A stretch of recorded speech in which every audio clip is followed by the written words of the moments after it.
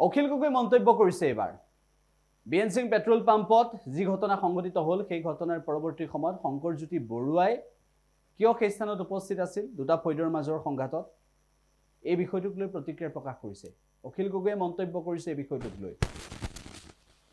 লৈ অখিল গগৈয়ে এটা মন্তব্য কৰিছে যে কিয় উপস্থিত আছিল টকা দাবী কৰা সন্দৰ্ভতো অখিল গগৈয়ে কেইবাটাও তাৎপৰ্যপূৰ্ণ মন্তব্য কৰিছে শংকৰজ্যোতি বৰুৱাক এৰেষ্ট কৰাৰ বিৰোধিতা কৰিছোঁ আৰু বিশেষভাৱে শংকৰজ্যোতি বৰুৱাৰ ওপৰত যি ধৰণে অসম পুলিচে হাতকেৰেয়া লগালে সেইটোক আমি হেণ্ডকাফ লগোৱা কথাটো তীব্ৰ বিৰোধিতা কৰিছোঁ। সেইটো একেবাৰে বেয়া কথা।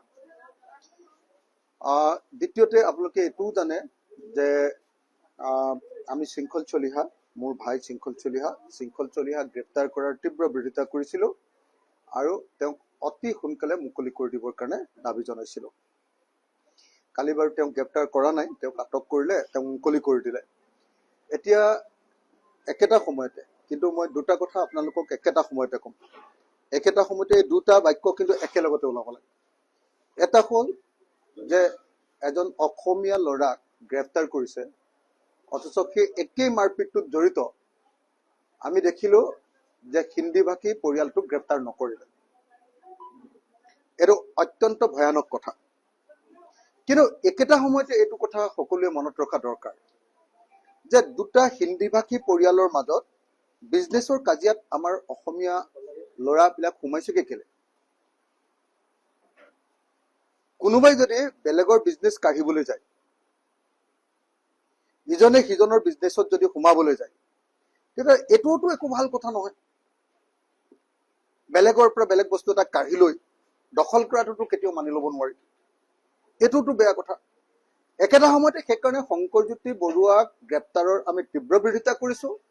কিন্তু একেটা সময়তে লোকৰ বিজনেছত গৈ এনেকে হস্তক্ষেপ কৰিবলৈ যোৱাটোতো একো ভাল লক্ষণ নহয়।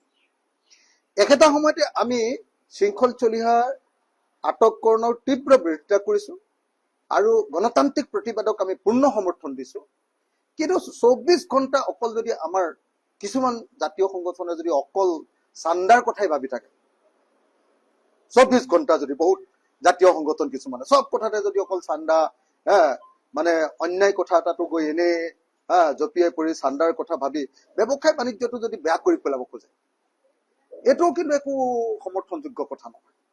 জাতীয় সংগঠন এটা মানে আমি সকলোৱে জনা দৰকাৰ যে আমি জাতীয় অৰ্থনীতি এটা কৰিবলৈ যত্ন কৰিব লাগে। অকল চান্দাজীৱিক হৈ চলি থকাটো কেতিয়াও ভাল কথা আকৌ নহয়।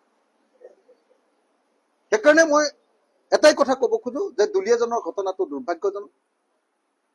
তাত এজন অসমীয়া ল'ৰাক অকল গ্ৰেপ্তাৰ কৰিলে সেইটো ভুল। একেটা সময়তে আৰু যিখিনি মানুহে তাত মাৰপিট কৰিছিলে তেওঁলোকক গ্ৰেপ্তাৰ কৰা নাই, সেইটো দুৰ্ভাগ্যজনক। বিজেপি চৰকাৰৰ দিনত হিন্দী ভাষী যি মানুহ তেওঁলোকৰ বাঙালী ভাষী মানুহ আমাৰ অসমৰ খিলঞ্জীয়া মানুহতকৈ অলপ দমটো বাঢ়ি গৈছে। অসমৰ খিলঞ্জীয়া মানুহে য'তে ত'তে এতিয়া মাৰ খাবলৈ লৈছে, এইটো দুৰ্ভাগ্যজনক কথা। আৰু সেইটো লাই দিছে সম্পূৰ্ণৰূপে বিজেপি চৰকাৰে, RSS আৰু বিজেপিয়ে এই কামটো কৰাইছে, সেইটো দুৰ্ভাগ্যজনক কথা। কিন্তু একেটা সময়তে অনবৰতে য'তে ত'তে যদি অকল চান্দাৰ কথাটো থাকে, য'তে ত'তে যদি জঁপিয়াই পৰে, সেইটো কিন্তু বৰ মানে বিজনেছ কৰি নাখাব নেকি মানুহে কওকচোন? সেইটোতো গুৰুত্বপূৰ্ণ কথা ন। সেইকাৰণে মই সকলোকে অনুৰোধ কৰিছোঁ যে চান্দা দুষ্কৃতিটো অলপ কমাই কৰ্ম সংস্কৃতিটো বঢ়াব লাগে। আৰু কৰ্ম সংস্কৃতিটো বঢ়োৱাৰ লগে লগে অসমৰ জাতীয় অৰ্থনীতি গঢ়িবৰ কাৰণে অসমীয়া মানুহে নিজেই ভালকে সততাৰে বিজনেছ আৰম্ভ কৰিব লাগে। বহুত অসমীয়া মানুহে ভাল বিজনেছ কৰি আছে। এই বিজনেছ কৰা মানুহবিলাকক অনবৰতে ডনেশ্যন খুজি থাকিলে কেনেকে বিজনেছ কৰিব কওক? গতিকে মই আশা কৰিম যাতে এই দুইটাৰ বেলেঞ্চ হয়।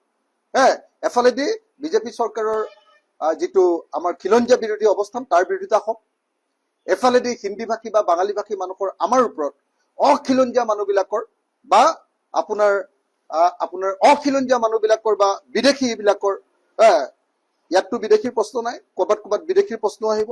বিদেশী মানুহৰ বা সন্দেহযুক্ত বিদেশী মানুহৰ উপদ্ৰৱ, সেই কথাটোতো নিশ্চয় মাত মাতিম আমি।